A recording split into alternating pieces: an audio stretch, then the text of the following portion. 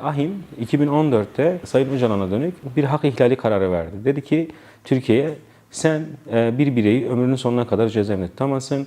Bir gün cezaevinden çıkabilme koşullarının oluşabileceğini bildiği bir mekanizma oluşturmak zorundasın. O gün bu karar ele alınmadı, dikkate alınmadı. Üzerinden uzun süre geçti. AİHM kararlarının neredeyse ilk uygulanmayan karar Sayın Öcalan'ın kararıdır. Ve ne yazık ki Türkiye bu konuda hala olumlu bir adım atmış değil. Umut Hakkı'nın tesisi ya da diyelim ki bu mekanizmayı doğru işletecek bir mekanizma kurma yönünde bir pratik sergilemedi. Bahçeli'nin DEM sıralarında DEM eş genel başkanlarıyla selamlaşması, sonrasında işte 22 Ekim çağrısı hepimizin bildiği bir mesele. 2024'te gelişen gelişmeler Bahçeli'nin işte Sayın Öcalan'a dönük yaptığı örgütünü feshetsin, işte Umut Hakkı'ndan faydalansın, yani tırnak içerisinde söylüyorum Bahçeli'nin söylemleri. Şimdi sonrasında gelişen durumlar hepimizin malumu. 27 Şubat'ta Sayın Öcalan'ın Barış ve Demokratik Toplum çağrısı kapsamında bir süreç başlattı. İşte sonrasında 5-7 Mayıs'ta PKK'nın 12. Kongresini toplayarak kendisine dönük yeni bir karar aldığını ve silahlı faaliyetlerini durdurduğuna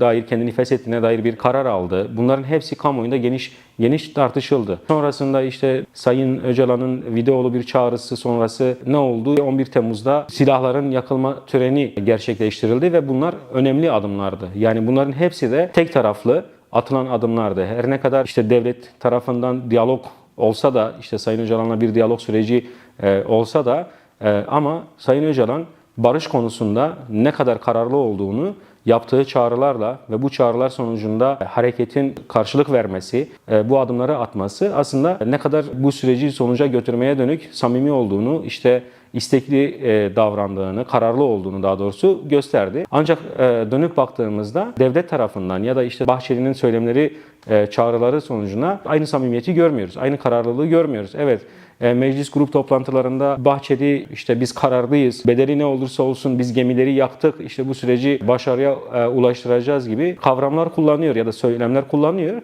Ama pratiğe baktığımızda ne yazık ki hala bir pratik karşılık göremiyoruz. Ne yazık ki biz pratik adım olarak Umut Hakkı'nın hayata geçirilmesi meselesinde Bahçeli'nin söylemleriyle pratikleri arasındaki uyuşmayı göremedik. Yani Bahçeli'nin sloganları etki yaratıyor. Yani etkili sloganlar kullanıyor. İşte Anadolu huzura, Öcalan umuda, Ahmetler makama kavuşuncaya kadar kararlılığımız devam edecektir diyor ama yani dönüp baktığımızda bu söylemden sonra Ahmet Özer 6 yıl 3 ay kent uzlaşısı kapsamında ceza aldı. Yani dönüp baktığımızda Sayın Ahmet Türk beraat etmesine rağmen hala kayyum Mardin'de devam ediyor. Ve en önemli meselelerden işte bir süreç yürüyor.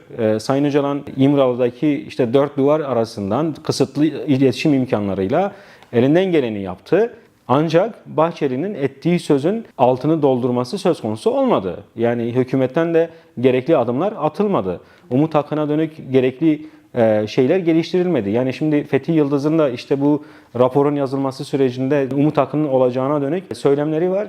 Daha resmi olarak herhangi bir açıklama yapılmadı. Umut Hakkı olacak mı, olmayacak mı, ama kaygılı yaklaşımlar var. Yani hepimizin bir kaygılı bir bekleyişi var. Bu raporda gerçekten işte sürecin ruhuna denk düşecek düzenlemeler olacak mı, olmayacak mı? Yani burada Umut Hakkı açık, net bir şekilde bir başlık olarak olacak mı, olmayacak mı? Bunların hepsini bekliyoruz biz de. Umuyoruz ki son kerte olan işte raporun yazılması sürecinde hem işte partisi adına açıklama yapan Fethi Yıldız'ın hem de işte genel kurulunda ya da yaptığı yazılı açıklamalarla bu söylemleri dile getiren Bahçeli'nin söylemlerinin altı doldurulmuş olur. Umut Hakkı'nı biz bir komisyon kararı, işte siyasal bir sürecin sonucunda tanınması meselesi olarak aslında zaten ele almıyoruz. Bu anlamda işte komisyonun belirtmemizin sebebi bu sürece dair yaklaşımın samimiyetinin göstergesi olarak biz değerlendiriyoruz. Yoksa Umut Hakkı kapsamında baktığımızda zaten AİHM bir karar vermiş ve Türkiye'de kendi anayasasında hukukun üstünlüğü ilkesini benimseyen, eşitlik ilkesini benimseyen bir anayasal devlet. Her ne kadar bir anayasası olsa da anayasaya göre işlemeyen bir hukuktan bahsediyoruz. Zaten doğal bir haktan bahsediyoruz. Zaten işte hukukun üstünlüğü ilkesi işlenirse anayasal bir devletin zaten yapması gereken şeylerden bahsediyoruz. Ama ne yazık ki o kadar hukuk siyasallaştırıldı ki ya da hukuk siyasete alet edildi ki şimdi hem toplumu hukuk üzerinden dizayn etme meselesi var, hem de işte süreci aslında sürece bağlı olarak bir işleyen hukuk mekanizmasından bahsediyoruz. O yüzden biz meclisteki komisyon raporunun aslında beklememizin ya da işte orada buna ilişkin bir belirlemenin olmasını beklediğimizi söylememizin sebebi bu. Çünkü süreç devlet tarafından ya da işte diyelim ki hükümet tarafından ne yazık ki bu şekilde ele alınıyor. Burada da yani hukuku bir parçası yapmışlar bu meselenin. O zaman orası bir samimiyet testi de olacaktır. Sayın Öcalan'a ilişkin Umut Hakkı'nın net bir şekilde orada yer alması önemli. Çünkü bundan sonra yapılacak iş ve işlemler ya da yürütülecek müzakere, bu sürecin işte nereye evrileceği meselesi de bir şekilde Sayın Öcalan'ın koşullarına bağlı olacak. Yani Sayın Öcalan'ın fiziki özgürlüğünün sağlanmadığı, Sayın Öcalan'ın işte diyelim ki toplumla bağının tam anlamıyla kurulamadığı, işte kısıtlı imkanlar dahilinde işte heyetler üzerinden ya da işte dem heyeti üzerinden verilen mesajlar üzerinden bu süreci yürütebilme imkanı gerçekten çok sınırlı ve kısıtlı.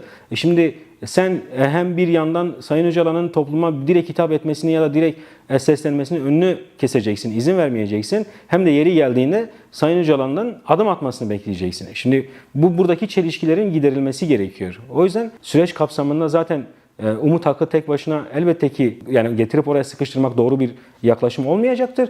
Ama nihayetinde belirleyici bir mesele olarak ele alıyoruz. Yani yoksa Umut Hakkı doğal hukuk çerçevesinde, uluslararası evrensel hukuk ilkeleri çerçevesinde direkt uygulanması gereken ve o mekanizmanın oluşturulması gereken bir meseledir. Elbette ki Sayın Öcalan'ın fiziki özgürlüğü sağlandığında, Sayın Öcalan muhataplarla, taraflarla birebir görüşebilme imkanları sağladığında bütün tartışmaların hızlı bir şekilde sonuca gideceğini görmek gerekiyor. Yani kısıtlı imkanlarda biz dedik ya, kısıtlı imkanlarda bunları yapabilen bir irade, bir güç, bir kararlılık, fiziki özgürlük sağlandığında, imkanlar oluştuğunda daha fazlasını yapabileceğinin söylemini zaten 22 Ekim çağrısından sonra Ömer Öcalan'ın görüşmesinde yani şeyi unutmamak lazım. Yani hani Sayın Öcalan'ı değerlendirirken bütünlüklü değerlendirmek lazım. Sayın Öcalan kendisiyle çelişen hiçbir söz etmedi bugüne kadar. O gün ne dedi? Koşullar sağlanırsa bu meseleyi demokratik siyaset hattında çözebiliriz dedi. Bu hala değişmedi.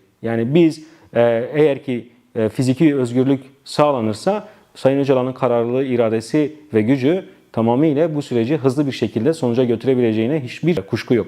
Örgütlü bir mücadele, halkın sahiplenmesi, sokağın demokratik eylemlerle hareketliliği her zaman devletleri ya da egemenleri adım atmaya zorlar. Şimdi bizim yapmamız gereken devleti buna mecbur bırakmaktır. Şimdi Rojava sürecinde de gördük. Rojava Sayın Öcalan'ın paradigmasının somutlaşmış hali.